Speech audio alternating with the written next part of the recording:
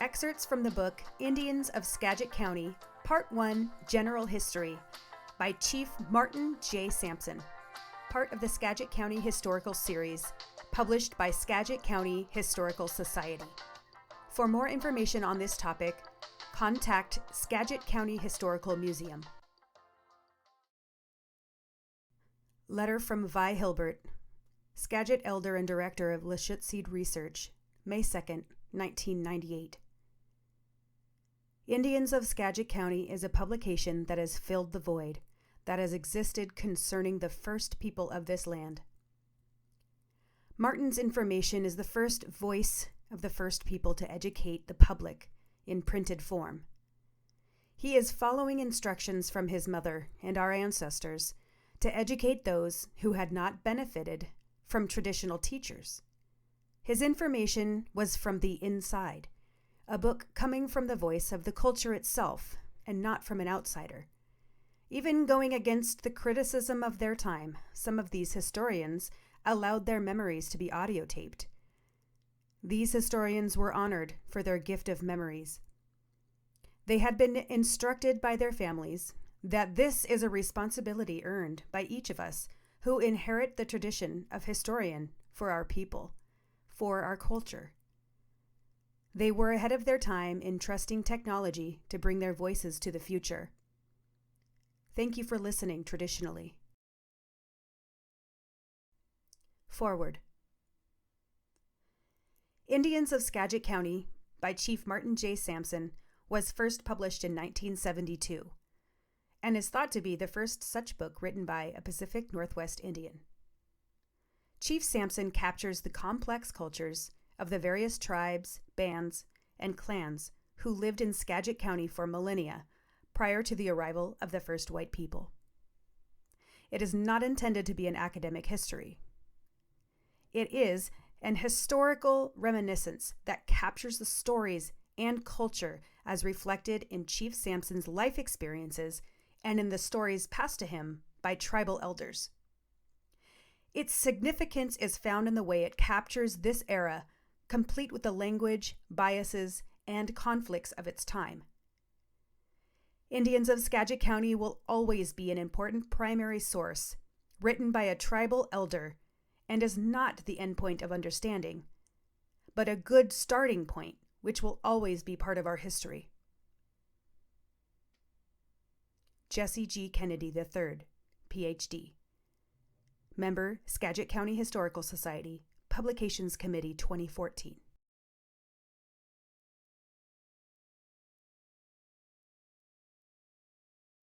Though there are plausible theories, no one knows for sure whence the Indian came. But the mythology and legends, which have been told by father to son through many generations, claim that the Indian and all living things, animals, birds, trees, etc., stemmed from the same source, and at one time had a common language and aided one another in their struggle for a primitive existence. The first white settlers never saw the Indians at their full numbers and the peak of their culture. What they found was the broken remnant of a once powerful people. Reduced to this state by disease, the white man's first gift to the Indians, carried to them by the early explorers and traders. The appalling toll reached almost 100% in some villages, leaving not enough people to bury the dead. Journals of fur men note the many deserted villages along the Columbia and the demoralized condition of some of the few dazed survivors. Similar conditions existed in Skagit County. Though the story was not recorded on paper, it was handed down by word of mouth and gives a picture of the catastrophe that befell the Indians between 1830 to 1835, before the first white settlers came. What the pioneers met was a people trying to recover from a devastating blow. Indian history is based on the family history of chiefs and on legends and mythology, and the time of events is referred to by generations. The general history need not go back further than 3 or 4 generations before the Point Elliott-Mukilteo Treaty of January 22, 1855. Since all the Indians of Skagit County were living in the territory involved in the treaty, it follows that the recorded history of local Indians began with this treaty. The background of the written history is the story of the chiefs who were here 3 or 4 generations before the treaty, an account transmitted verbally within each tribe or band. There were 11 tribes and bands who had their main homes in what is now Skagit County. The Skagit tribe of Whidbey also had a fishing village situated about 1 mile above the North Fork of the Skagit River, their only holding in Skagit County. The domains of these 11 tribes extended into the surrounding counties of Island, Snohomish, Whatcom, and San Juan. These 11 bands numbered perhaps 1,000, which is just a guess, as there was no accurate record made before or at the time of the treaty. The minutes of the treaty record 2,300 at the meeting and estimate 700 men, women, and children who did not attend. But many representatives of tribes other than Skagit County Indians attended the treaty meeting. The numbers recorded did not include the Nooksacks. At the time of the meeting, the Nooksack River was frozen over, making it impossible for the people to come down the river in their canoes. Canoes propelled by paddles were the only means of transportation that the Indians had before the coming of the Europeans. All river Indians used the shovel-nosed dugouts, hollowed out of cedar logs by master artisans. Many of these canoes were 50 feet long and 5 feet wide, and all were of striking design and symmetry, decorated with carvings. The language spoken by 10 of the tribes is known as Skagit or Lushootseed. These tribes and bands have different words and names for certain things, and an accent peculiar to their particular band, just like Northern, Southern, and Western Americans speak different versions of the English language. In addition to their tribal language, many coast Indians also spoke the Chinook jargon, a trade language developed long before the coming of the white man, which enabled them to communicate with other tribes speaking a different tongue. Anthropologists have cataloged all of the 11 tribes of Skagit County as Salish, along with Lummi and Samish tribes, who once owned and occupied the San Juan Islands.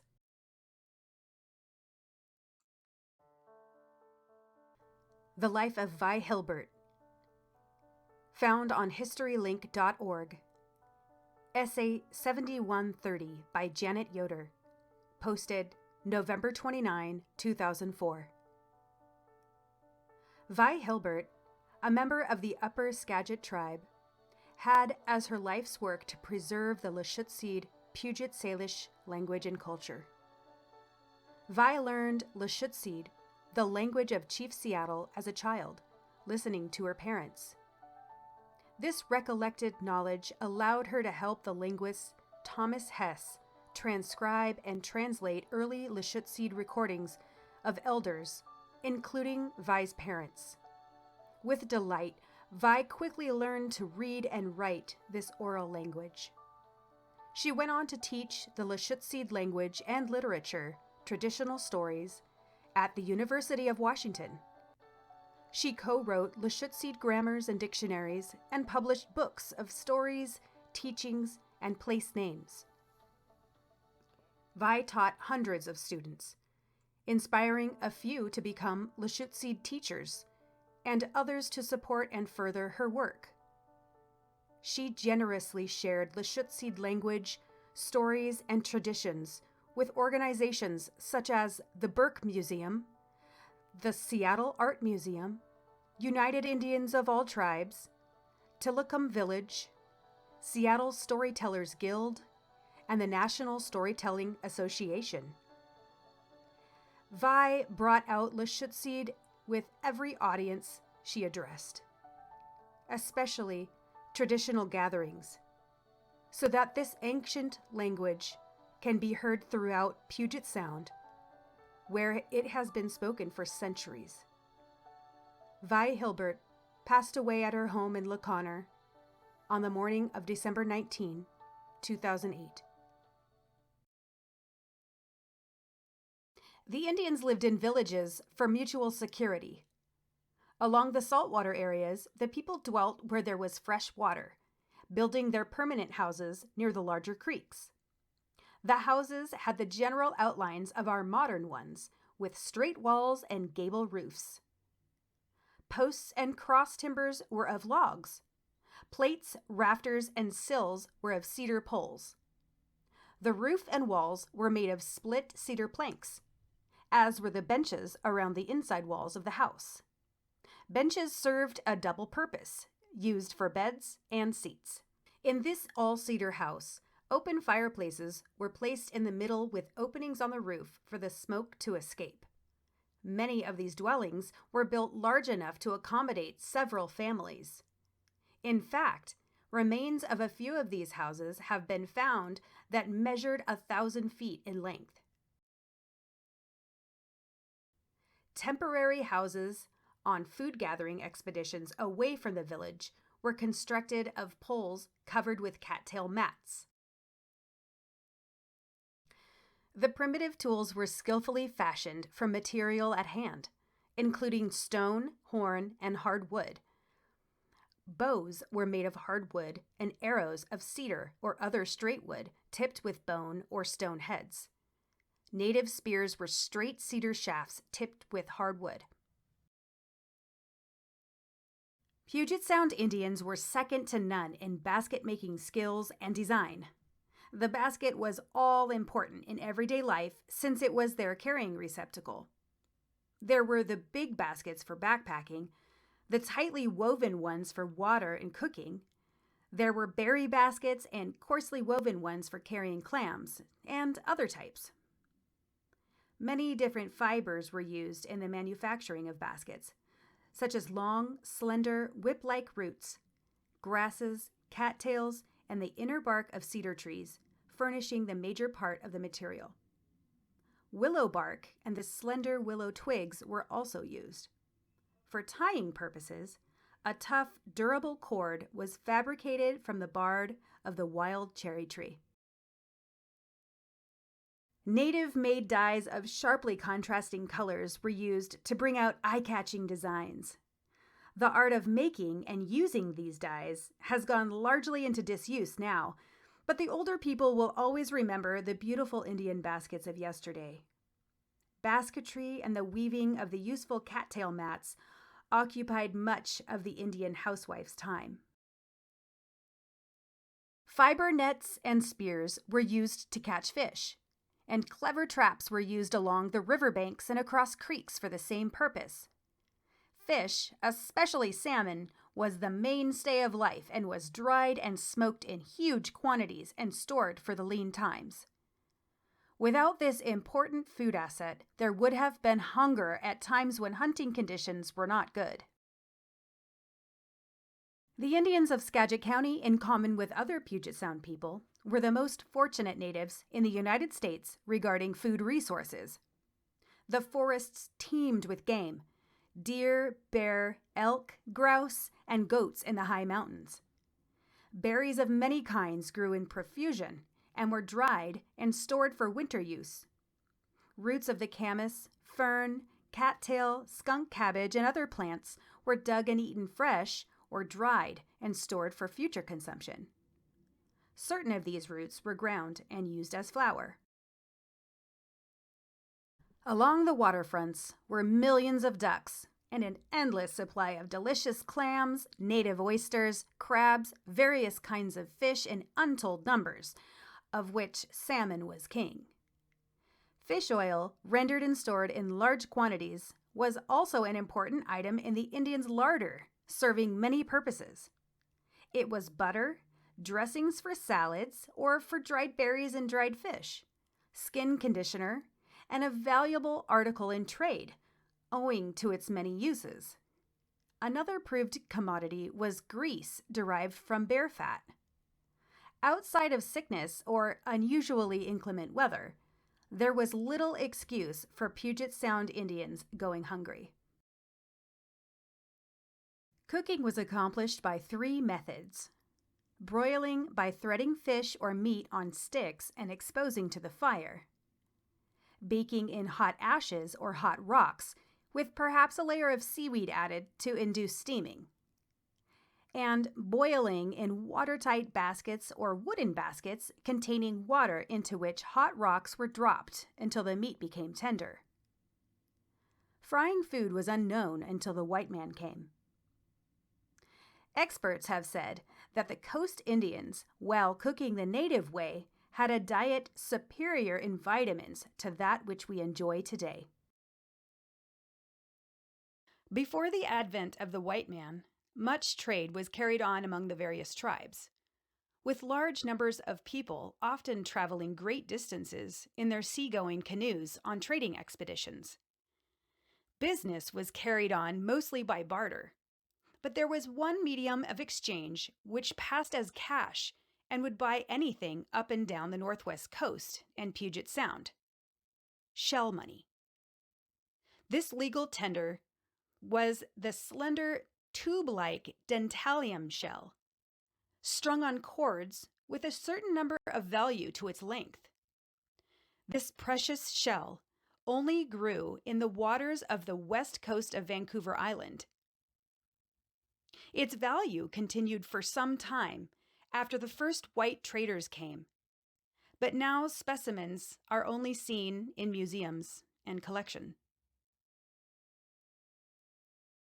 Indians of Skagit County were not warlike people in the sense that some Plains people were, but they did occasionally make war on their enemies, most often as a retaliatory action against slave-raiding tribes from British Columbia, against whom they were in a constant state of defense.